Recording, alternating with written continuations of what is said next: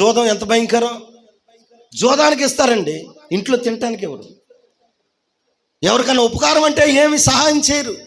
తాగుబోతుండికి ఆగేసి రారాబాయ మా ఇంటికాడ కూర్చో, నేను ఆమ్లెట్, మళ్ళీ వీళ్ళు కూడా ఆమ్లెట్ వేసి పెడతాడు. అడిగి తాగుబోతోడికి ఆమ్లెట్ వేసి పెడతాడు, నా దగ్గర కూర్చో అంటాం. ఏమండి ఎవరన్నా 1 కేజీ బియ్యం కోసం ఇంటికి వస్తే లేవు లేవు వెళ్ళు, ఏది దేవుడు దృష్టిలోకి తీసుకుంటాడు? దారంతా క్వార్టర్ సైజ్ ఇచ్చుకుని వెళ్ళిపోయేవాడికి ఆమ్లెట్ వేసి పెడితే ఇష్టపడి నీకు ఆశీర్వాదం ఇస్తాడా? లేకపోతే అమ్మా ఈ పూటకు లేవమ్మా అని చెప్తే అడిగేవాళ్ళకి ఇస్తే మనకు ఆశీర్వాదం ఇస్తాడా? ఎవరికి పెట్టాలి?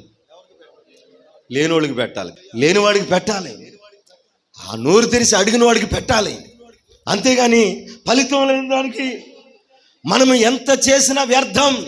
ఈ నాబాలు కూడా ఏమండి, ఇతను ఆకలి అని అరణ్యంలో ఒకప్పుడు ఉపకారం చేసినోడికి, ఒకప్పుడు మేలు చేసినోడికి పెట్టలా, అందరిని ఇంటికి పిలిచి తాగుబోతు విందు చేయించి చాలా కీడు అనుభవించాడండి. అతని భార్య అతని నిమిత్తంగా ఎవరి కాళ్ళ మీద అడ్డాదండి? దావీదు కాళ్ళ మీద పడి, దేవుడు నీకు మేలు చేసిన తర్వాత నన్ను జ్ఞాపకం చేసుకో అని ఆయన పాదాల మీద పడిపోయింది. ఆయన దగ్గర వేడుకోవడం ప్రారంభించింది. 32లో ఉంటుంది. అందుకు దావీదు, నాకు ఎదురుపడుటకి నిన్ను పంపిన ఇశ్రాయేలుల దేవుడైన యెహోవాకు స్తోత్రము కలుగును గాక అని చెప్పి, నేను పగ తీర్చుకొనకుండాను ఈ దినమున ప్రాణము తీయకుండాను నన్ను ఆపినందుకు నీవు ఆశీర్వాదము నొందుదువుగాక.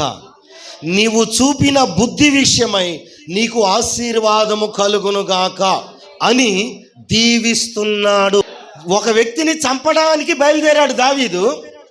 చంపడానికి వెళుతున్నటువంటి దావీదు పాదాల మీద పడిపోయి అతని కుటుంబం కొరకు వేడుకుంది. వేడుకొనడం చూసి ఆయన నేను అతని ప్రాణాన్ని తీయటానికి వెళతాం చూసి అడ్డుపడిన నీవు ఆశీర్వాదించబడదువుగాక అన్నాడు. అంటే ఒక వ్యక్తి ప్రాణం పోతున్నా ఆ ప్రాణం పోకోకుండా ఈమె ఏం చేసిందంట? అడ్డుపడ్డాది. ఎవరిమే? అబీగయలు అడ్డుపడ్డాది. నీ భర్త ప్రాణం కొరకు నువ్వు అడ్డుపడే వ్యక్తిగా ఉండాలి. నీ కుటుంబ క్షేమం కొరకు నువ్వు అడ్డుపడే వ్యక్తిగా ఉండాలి. నీ అన్నదమ్ముల క్షేమం కొరకు అడ్డుపడే వ్యక్తిగా, నీకు కలిగినటువంటి సమస్తం కొరకు మీ ఇంటి మీదకి ఉగ్రత వస్తుంటే ఆ ఉగ్రత మీ మీదకి రాకుండా అడ్డుపడే వ్యక్తిగా నీవు ఉండాలి. అబీగయలు ఇంటి మీదకి మరణం తరుముకుంటా వస్తుంది, నాబాలును తరుముకుంటా మరణం వస్తుంది. ఆ మరణం ఇంటి మీదకి రాకుండా ఆమె అడ్డుపడ్డాది.